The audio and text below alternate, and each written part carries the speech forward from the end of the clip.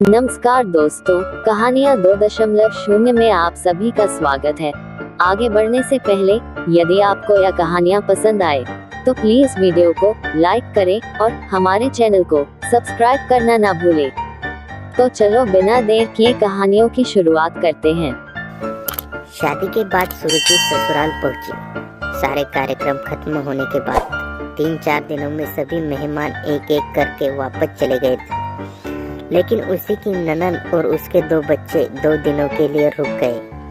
उसके सास ससुर ने तो बहुत पहले ही इस दुनिया को विदा ले ली थी, इसलिए उसकी ननद ने जितने भी दिन रही सुरुचि को भरपूर प्यार दिया ताकि उसको सास की कमी न खले। भाई की शादी विवाह की सारी जिम्मेदारी वे संभाल रही थी। सुरुचि ने उनके सामने ही घर के कामों में सुचारू रूप से संभलना शुरू कर दिया था। उसने अपने स्वभाव से उनका दिल जीत लिया था।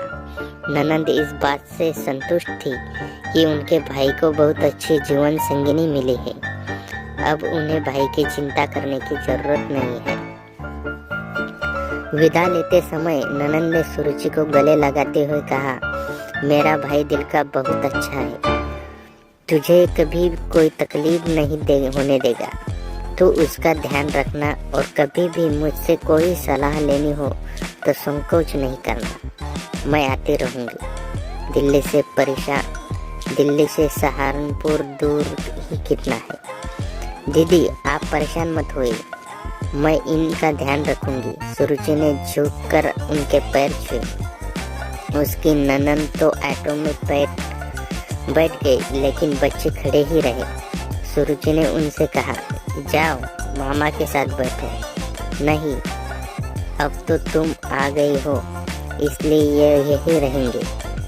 ननद आगे कुछ और कहते कहते जैसे रुक सी गई। सुरुचि यह सुनकर अवाक रहेगी।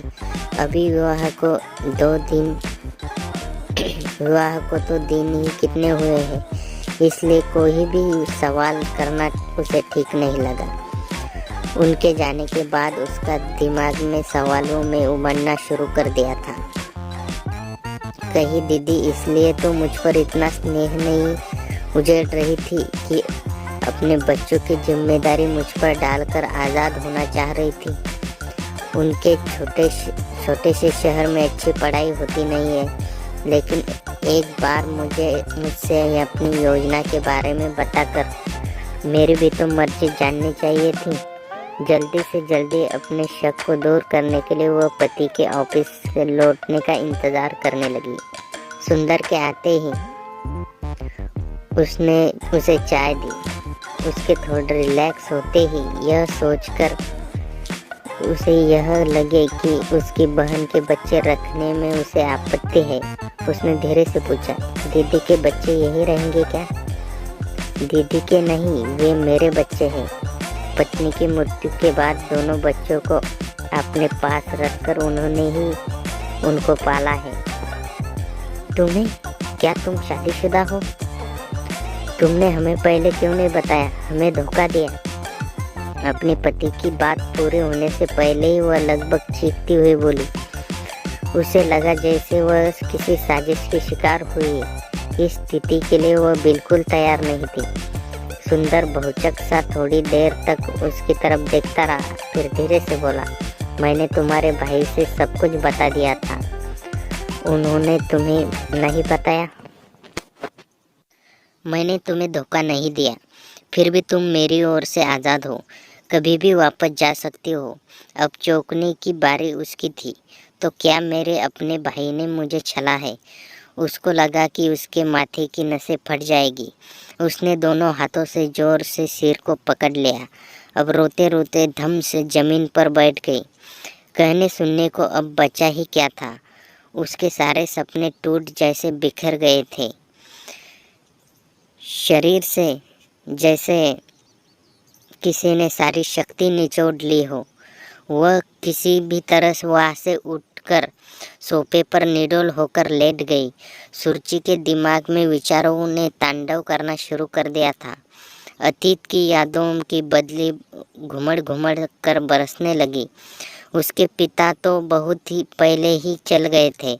उसकी माँ ने ही उसे उसके भाई की नौकरी कर पढ़ा लिखाया। जब वो कॉलेज में पढ़ती थी, उसके भविष्य के सपने बुनने के दिन थे। तभी अचानक हार्ट अटैक से माँ का मृत्यु हो गई।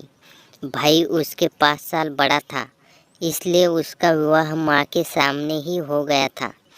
माँ के जाने के बाद भाई भाभी का उस प्रति व्यवहार बिल्कुल बदल गया। वे उसे बहुत समझने लगे थे। ग्रेजुएशन के बाद उसकी पढ़ाई भी उन्होंने रोक दी थी। भाभी ऑफिस जाती थी। सुरुचि सुबह से शाम घर के काम में जुटी रहती थी। आगे की कहानी अगले पार्ट में आएगी। चैनल को सब्सक्राइब जरूर करें। दोस्तों, यदि आपको यह कहानी पसंद आए तो आप हमारे चैनल 2.0 को सब्सक्राइब करें और बेल आइकन को दबाना ना भूलें। धन्यवाद दोस्तों।